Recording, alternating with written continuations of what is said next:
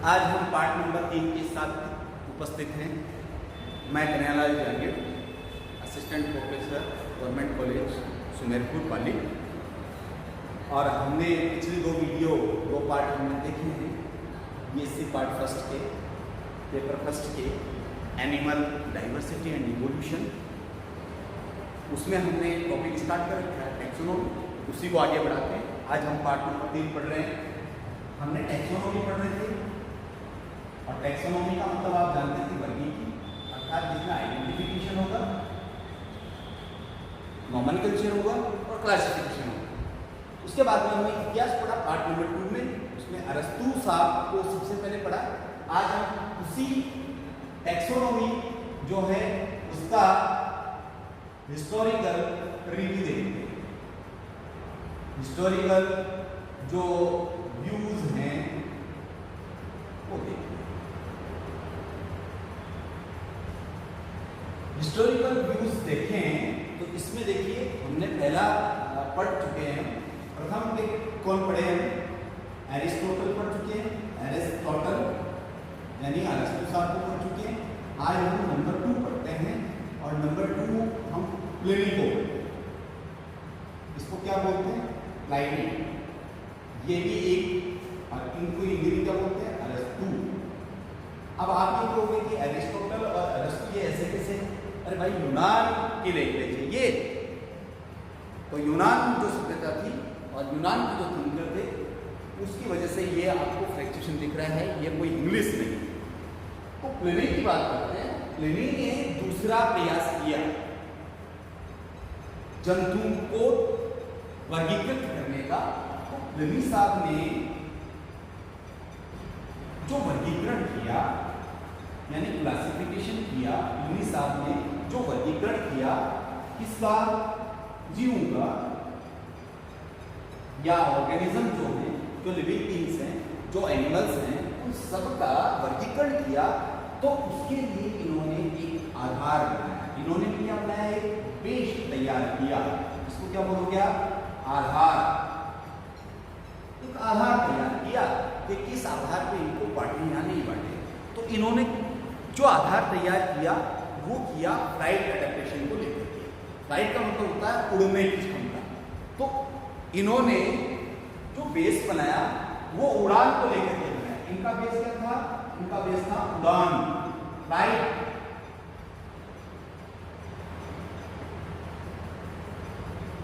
क्या था? उड़ान। यानी ऐसे जीव जो उड़ सकते हैं और ऐसे जीव जो नहीं उड़ सकते। जैसे मान लीजिए कि मानव की बात करें तो इन्होंने क्लासिफिकेशन किसने किया? न उड़ने वाले। और जैसे बर्ड की बात करें तो उड़ने वाले।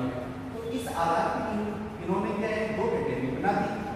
पहली कैटेगरी देखिए आप, पहली कैटेगरी में इन्होंने लिखा फ्लाइंग।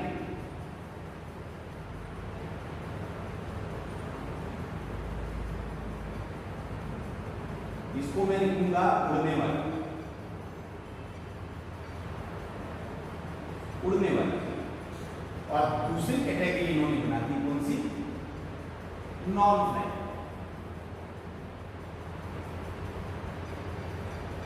दूसरी कौन सी कैटेगरी बना दी मैंने? Non flying. मैंने नहीं बनाई है, किसने बनाई? प्लिनी साहब। इन्होंने नए उड़ने वाले।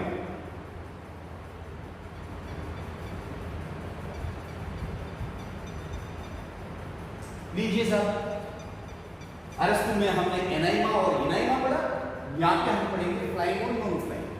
फ्लाइंग का मतलब आप जानते हो उड़ने वाले। तो इसमें सारे पक्षी आ जाएंगे। एग्जाम्पल जो है जनरली सारे पक्षी आ। इसका एग्जाम्पल क्या हो जाएगा? जो नहीं उड़ते, बहुत सारे जीवों के नाम जानते हो आप, बहुत सारे जीवों के नाम जानते हो। तो उसमें आप मानव लिख सकते हो, मेंढक लिख सकते हो, मछली लिख सकते हो।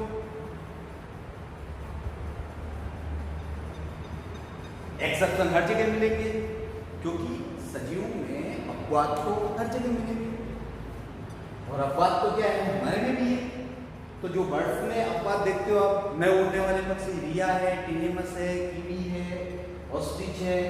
और इसमें अगर नॉन फ्लाइंग में देखें तो कुछ मैमल्स भी हैं जो उड़ सकते हैं।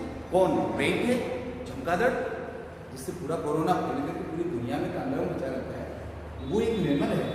लेकिन प्लूमिल के वर्गीकरण में वो कहाँ आ रहा है? वो आ रहा है कहाँ? फ्लाइंग में। जबकि वर्तमान वर्गीकरण में वो क्या है? वो मेमल है। तो हम तो इतिहास पढ़ रहे हैं, और इतिहास में हमने देखा कि जो 19 का वर्गीकरण था उसका बेस बनाया उन्होंने फ्लाइट एडेप्टेशन को, और उसको लेकर के उन्होंने 2 कैटेगरी बना दी। अब 19 के बाद में हम किसको पढ़े? तो इसके बाद में एक नाम आता है, तीसरा अगर हम देखें जॉन रे का नाम, जॉन रे। अब जॉन रे ने 1686 में इन्होंने बताया स्पीसीज के बारे में। स्पीसीज, स्पीसीज का मतलब समझते हैं आप? जाति। जाति की डेफिनेशन तो मेयर साहब ने दी थी, जो इनके बाद में आए थे। लेकिन जो ये जाति शब्द है, क्या चीज भाई? ये जो जाति शब्द है, वर्ड है, वो देने वाला कौन था? तो देने वाले थे कौन? जॉन रे साहब। तो जॉन रे ने जाति शब्द दिया। जैसे हम पढ़ते हैं फाइलम है, क्लास है, ऑर्डर है, जीनस है और स्पीसीज है। तो ये स्पीसीज जो टर्म है जॉन रे ने। तो इसको भी हम वर्गीकरण या टेक्सोनोमी, जो ब्रांच ऑफ साइंस है, क्लासिफिकेशन ऑफ एनिमल्स के लिए, तो उसमें इनका नाम आता है। तो तीसरे नंबर पे इनका नाम पढ़ लिया हमने। फिर 4th नंबर पे हम पढ़ते हैं मेयर। मेयर साहब कौन थे? इन्होंने क्या की? Define term of species. इन्होंने क्या किया? डिफाइन किया किसको? स्पीसीज टर्म को। तो मैं ये कह सकता हूं जाति को परिभाषित करने वाला जो साइंटिस्ट था, जाति को परिभाषित करने वाले जो वैज्ञानिक थे, जो कि टैक्सोनॉमी की स्मॉलेस्ट यूनिट है, स्पीसीज यानी जाति करने वाले जो प्रथम व्यक्ति थे, उनका नाम क्या था? मेयर साहब। और मेयर ने अपने शब्दों में जो स्पीसीज की डेफिनेशन दी, उन्होंने ये बताया कि group of animals which interbreed, या मैं इसको इस तरह से कहूं कि जाति उन जीवों का समूह है जो आपस में अंतर्जनन कर सकते हैं और संतान उत्पन्न कर सकते हैं अपने जैसी। तो ये परिभाषा किसने दी? मेयर ने। मेयर ने ये कहा कि group of animals which interbreed and then produce same offspring, अर्थात सजीवों का एक ऐसा समूह जो अंतर्जनन कर सके और अपने समान एक संतति पैदा कर सके। वो कौन थे? वो मेयर साहब। तो ये हो गया 4th नंबर। अब 5th नंबर पे हम जिस नाम को पढ़ते हैं, उस नाम को आप जानते हैं बहुत ही अच्छे से, आपने उनको पढ़ा है आज तक। तो मैं उनकी बात करता हूं। 5वें नंबर पे हमने 4 पढ़ लिए, 5वां नंबर देखते हैं। 5वां नंबर किसका आता है? कैरोलस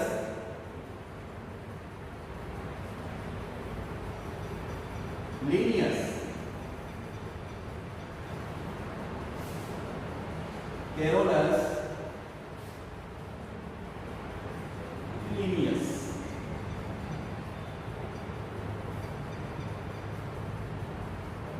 कैरोलस लीनियस साहब का नाम आता है। जीवों के वर्गीकरण में अगर पहला कोई आधारभूत लिखित प्रमाण अगर मिलता है तो वो कैरोलस लीनियस साहब की वजह से मिलता है। कैरोलस लीनियस साहब जो थे, इन्होंने क्या किया? एक बुक लिखी।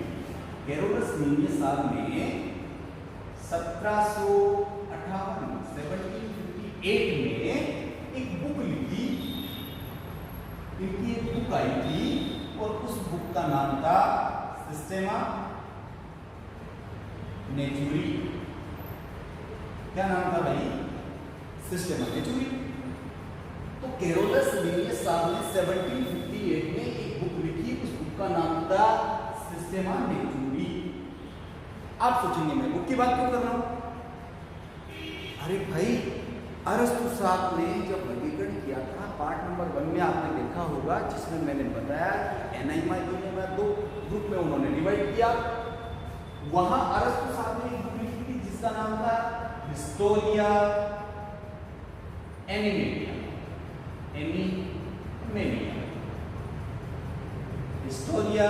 हिस्टोरिया एनिमेटिया, ये जो बुक थी, ये बुक किसने लिखी थी भाई?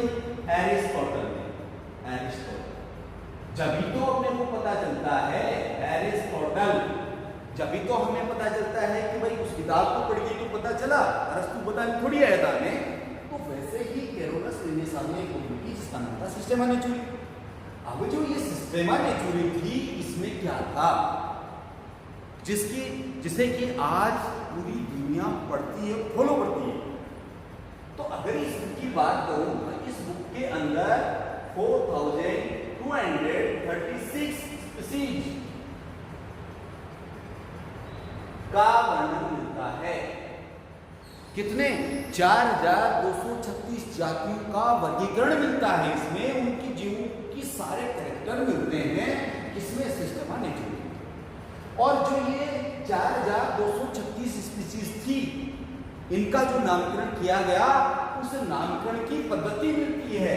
तो इन्हीं को पहचानने के लिए जो नामकरण पद्धति है, जो नोमेनक्लेचर मेथड है, उस नोमेनक्लेचर मेथड को देखने को मिलता है इस बुक में। और ये जो नामकरण पद्धति है, इस बुक में जिस नाम से लिखी हुई है उसका नाम है बाइनोमियल नोमेनक्लेचर। इसका मतलब आप समझ गए? बायोनोमियल नोमेनक्लेचर, इसको हम कहते हैं द्विनाम पद्धति। क्या कहते हैं भाई? द्विनाम पद्धति। इसको क्या कहते हैं? द्विनाम पद्धति। अब जो ये द्विनाम पद्धति है, इसको अगर हम बाई का मतलब दो होता है, बाई का मतलब क्या होता है? बाई यानी बहुत दोनों, यानी दो कौन। तो मैं इसके हिंदी टर्म को निकाल लेता हूं। द्वि का मतलब होता है दो, और नाम का मतलब होता है नाम। तो दो नाम जब आपस में जुड़ते हैं तो सजीव का नामकरण होता है, सजीव का नामकरण किया जाता है। सजीव का जो नामकरण है, उसको बनाने के लिए, उसे नाम देने के लिए लिन्नेस साहब ये कहते हैं, उनकी बुक में वो पद्धति है जिसे कि द्विनाम पद्धति कहते हैं। और वो ये कहती है कि किसी भी जीव का नामकरण अगर करना है आपको, तो उसके लिए आपको उसके दो नामों को जोड़ना पड़ेगा, और वो दो नाम के ही क्या बनेगा? उस जीव का संपूर्ण नाम बनेगा। और वो नाम ऐसा होगा जो पूरी दुनिया में यूनिक होगा। ये नहीं है कि आपने यहाँ पर जैसे इंग्लिश में स्वीट पोटैटो बोल देते हैं, हिंदी में मीठा आलू कह देते हैं, राजस्थानी में और जैसे दिल्ली वगैरह है यहाँ पर शकरकंद कह देते हैं। तो ये रीजन वाइज या स्टेट वाइज या कंट्री वाइज अलग अलग नाम किसी जीव के हो सकते हैं, लेकिन वैज्ञानिक भाषा में जो नामकरण जिस जीव का किया जाएगा, उसमें जो नियमों का पालन किया जाएगा, वो नियम किसने दिए? बायोनोमियल नोमेनक्लेचर जो मेथड है उसने दिए, और वो देने वाले कौन थे? कैरोलस लिन्नेस।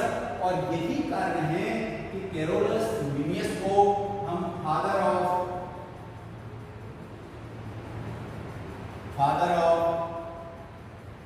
Modern taxonomy